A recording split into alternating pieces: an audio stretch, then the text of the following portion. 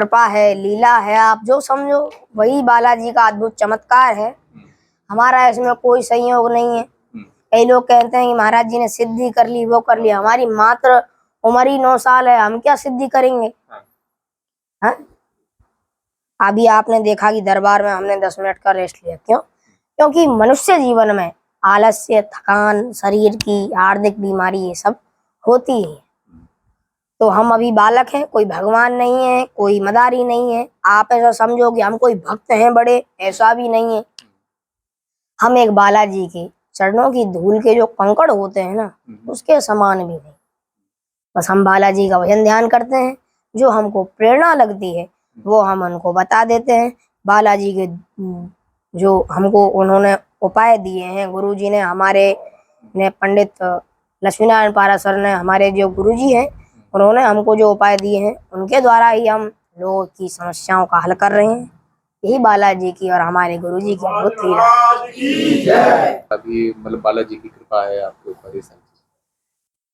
देखिए, हमें तो ज्ञात नहीं, लेकिन हमारे जो पिताजी और हमारे जो दादा गुरुजी हैं वो कहते थे कि जब हमारी छोटी सी उम्र थी, बिल्कुल छोटी सी, तभी से ही हम बालाजी का भजन ध्यान करने लग गए थे और उनकी सेवा में मग्न रहते थे। धोती कुर्ता पहन कर उनका भजन करते थे।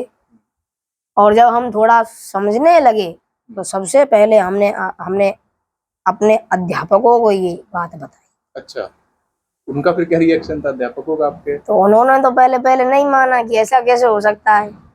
तो हमने बालाजी से भी पूछा, तो फिर बोला कि इनको घर बुलाना।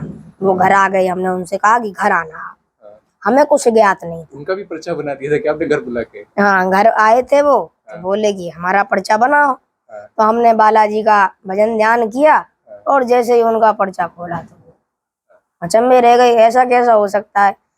फिर लोगों को धीरे धीरे पता चला और फिर बालाजी से आदेश लेकर महीने के पहले हम हर दिन करते थे। अच्छा, हर दिन करते थे पहले तो। फिर हम एक मंगलवार, हर मंगलवार, तो हर मंगलवार से भी अब देखो इतनी भीड़ रोज आती थी तो हम परेशान हो जाते थे। फिर बालाजी से आज्ञा लेकर, हमारे घर वालों से भी आज्ञा लेकर हम महीने के लास्ट मंगलवार को बैठे। क्योंकि अगर 29 दिन हमारे लिए, हमारे घर वालों के लिए, हमारे दोस्तों के लिए अगर हो जाए और एक दिन समाज सेवा का हो जाए तो इसमें कोई बुराई नहीं।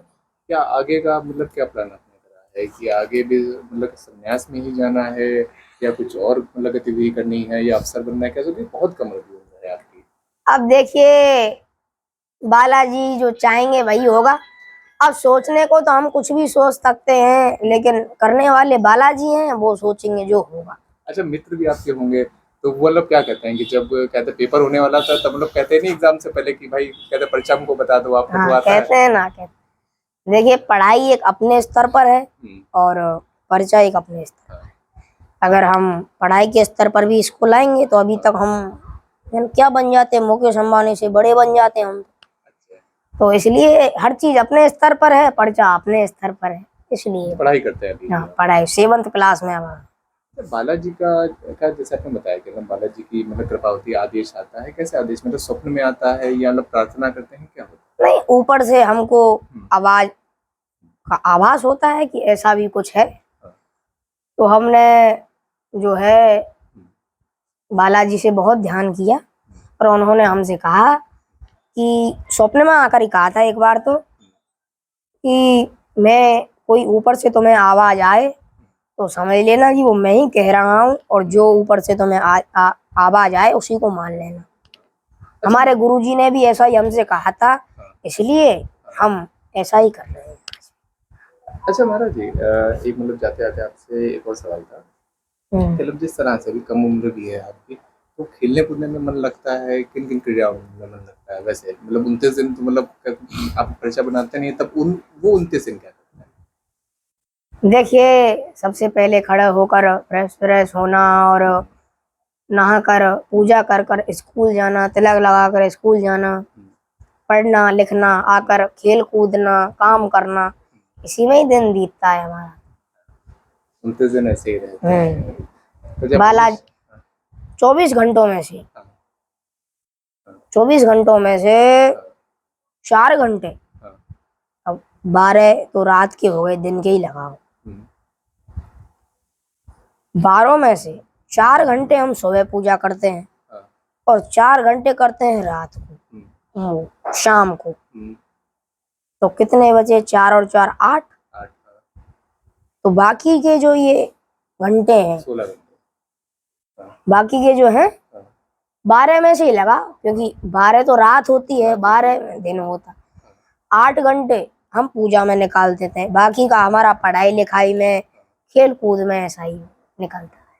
अच्छा, जैसे आप जिस भी क्षेत्र में होते हैं उस क्षेत्र में कोई ना कोई एक आदर्श होता है, प्रशंसक होता है व्यक्ति का। आपका कोई है आदर्श, या किसी सन्यासी के आप मतलब प्रशंसक हो, या फिर धीरेन्द्र शास्त्री से कभी आप मिले, कभी कुछ ऐसा है, या मिलने की इच्छा है? नहीं, वो अपनी जगह है और हम अपनी जगह हैं। हम ना किसी की निंदा करते हैं, ना किसी का अपमान करते हैं। हमारे लिए सभी पूजनीय हैं। अब देखो, हमारे लिए पूजनीय कौन कौन है और अपमानीय कौन कौन है? जो भारत में रहकर भगवान को प्रसिद्धि दिला रहा है या उनका प्रचार कर रहा है, भागवत कथा कर रहा है, उनका भगवान का प्रचार कर रहा है और समाज सेवा कर रहा है भारत में रहकर, वो हमारे लिए पूजनीय है।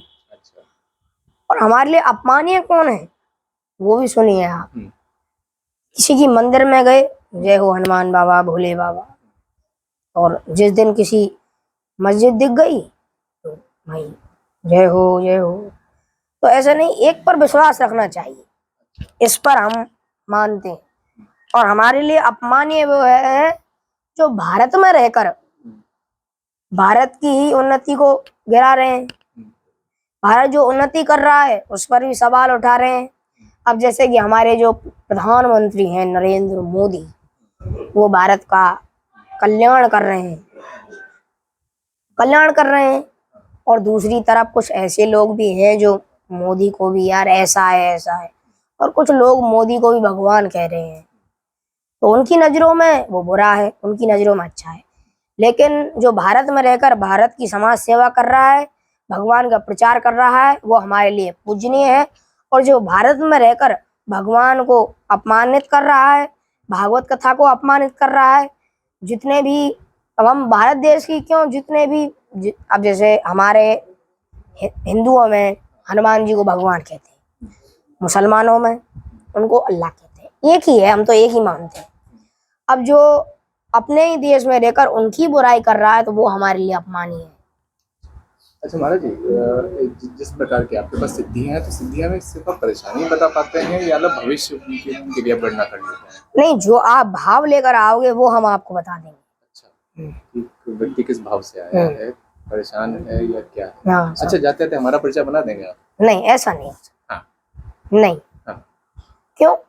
अब ये भी जानो, क्योंकि ना आपने अर्जी लगाई, ना हमको आदेश आया। अगर हमको आदेश आया तो आपका पर्चा बन सकता है, लेकिन जब आप आए थे उससे पहले ही हमें पता था कि आप आओगे। जितने भी लोग आते हैं कि इतने लोग आएंगे, अब नाम का तो हम ज्यादा डिस्कस नहीं करते हैं, लेकिन बालाजी से इतना पूछते हैं कितने आएंगे। अच्छा, बालाजी बता देते गिनती? अच्छा, मतलब बालाजी गिनती नहीं, मतलब इतना बताएंगे कि कम आएंगे ज्यादा आएंगे, इतना बता दिया था बालाजी ने। हाँ, कि वो आने वाले। तो पर्चा भी बना दीजिए। नहीं, पर्चा नहीं बन सकता आपका, आपकी अर्जी मंजूर नहीं। कैसे मंजूर होगी हमारी अर्जी? आप एक काम करना, अभी तो नहीं है, लेकिन आपको जब बनवाना हो, आप एक काम करना, यहाँ पर नहीं, क्योंकि आपको यहाँ आने में कष्ट हो सकता है, तो आप आपके घर के आगे या और कुछ दूर आगे या कोई मंदिर हो, कोई स्थान हो भगवान का, तो उसमें बालाजी से प्रार्थना कर आना कि हम उनके पास जा रहे हैं और हमारी समस्याओं का निवारण होना चाहिए। तो आप यहाँ आएंगे, अगर आपने सच्चे मन से किया होगा तो हमें लग जाएगा। अच्छा, बस आपसे आखिरी सवाल कि जैसे यहाँ पर आपका पूरा मतलब दरबार लगता है, अब तो यूट्यूब पर भी आप लोग देखते हैं, कई लोग मतलब ऐसे बैठे हैं जो लोग यूट्यूब पर देख कर आते हैं, क्या कुछ है ऐसा प्लान कि मतलब यहाँ से बाहर भी कहीं पर मतलब दरबार लगाएं और ज़्यादा लोगों को मतलब आशीर्वाद अपना दें? नहीं, अभी फिलहाल छत्तीसगढ़ में कुरुद में हमारी कथा 3 दिन की कृष्ण कथा एवं दिव्य दरबार लगने जा रहा है। उसमें हम 3 दिन की कृष्ण कथा कहेंगे और एक दिन का दिव्य दरबार लगेगा। हाँ, जो भी भक्तगण आएंगे, जिनकी अर्जी मंजूर हो जाएगी, उनका ही पर्चा बन जाएगा। ठीक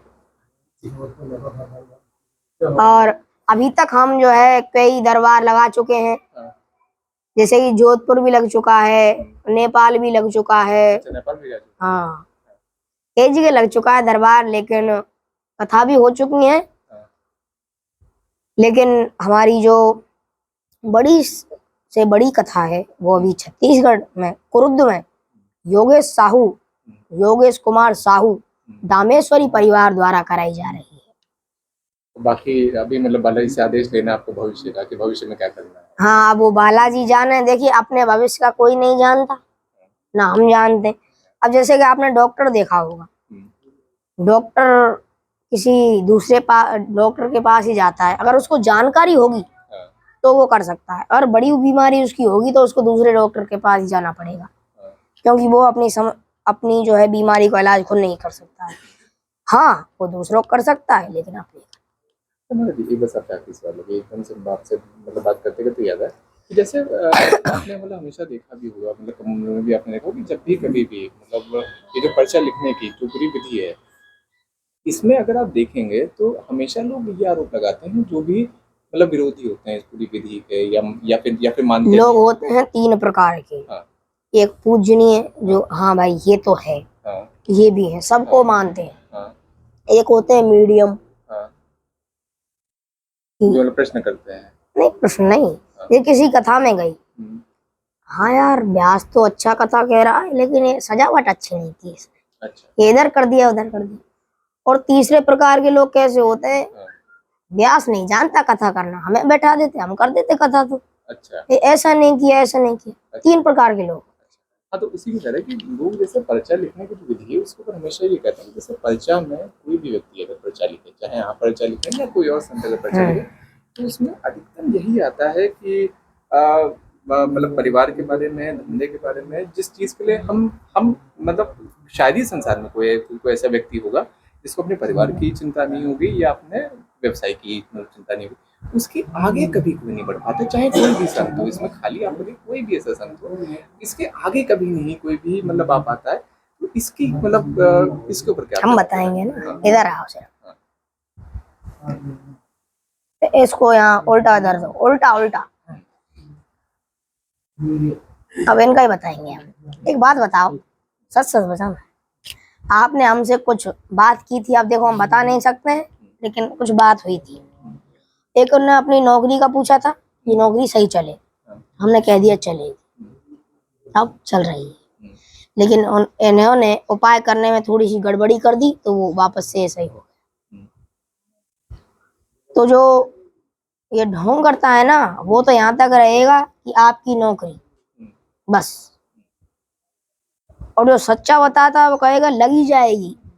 अच्छा, अच्छा, भविष्य बता देते हैं आप। अब भाई भविष्य नहीं है, हाँ, भविष्य ये होता कि जैसे ये अब ड्राइवर है, हाँ, तुम ड्राइवर नहीं नेता बन जाओगे, ये तो है भविष्य। अच्छा, और ये अगर ड्राइवर में ही उन्नति होगी, ये है इस समय का, अच्छा। ये है। तो आप मतलब ये बताते हैं कि जैसे ये है और इसमें ही आपकी उन्नति होगी। हाँ, अब जो ढोंग करता है वो कहेगा कि यही है, और हम कह रहे हैं कि इसमें ही उन्नति होगी, तो उसमें कुछ ना कुछ अंतर है क्या नहीं है, वही है। और बाकी किसी भी मतलब प्रकार का दान दक्षिणा कुछ नहीं देता। नहीं, दान दक्षिणा करके हमको क्या करना, हमारा धंधा तो है नहीं, बालाजी की कृपा है, बस लोगों की समाज सेवा कर रहे हैं। और हम ले भी क्यों, दुखिया आ रहा है, और वो दुखी व्यक्ति से भी हम पैसे लें, अब चाहे अमीर या गरीब क्यों, अमीर ही है उससे भी हम पैसे ले रहे हैं, तो ये हमारे लिए शर्मनाक बात है। क्यों लें, दुखिया बेचारा आ रहा है, उसको भी हम और दुखी करें, तो इससे कोई फायदा नहीं है। तो ये इस वक्त हम लोग के साथ आदित्य कृष्ण पराशर जी थे। 9 वर्ष उनकी उम्र है और 9 वर्ष की उम्र में ही ये महीने में एक बार लगातार अपना दरबार लगवाते हैं, दिन दरबार लगाते हैं, उसमें लोगों की जो परेशानियां हैं उसको पर्चे के माध्यम से हल करते हैं और उसके ऊपर लिखते हैं। यहाँ पर कई तरह के हम लोगों ने भी उनके साथ बातचीत करी। एक बार हम लोगों ने उनको चैलेंज भी दिया कि एक व्यक्ति को हम बुला लाते हैं, उसका आप पर्चा निकाल दीजिए, जिसको भी उन्होंने स्वीकार भी करा। उसके बाद उस व्यक्ति को बुलाकर उसका पर्चा भी लिखा गया। अब ऐसे में जिस प्रकार की ये पूरी विधि है, इसके ऊपर आपको मतलब तय करना है कि हनुमान जी की कृपा है या किसी प्रकार की क्या है, इसका फैसला आप स्वयं कर लें।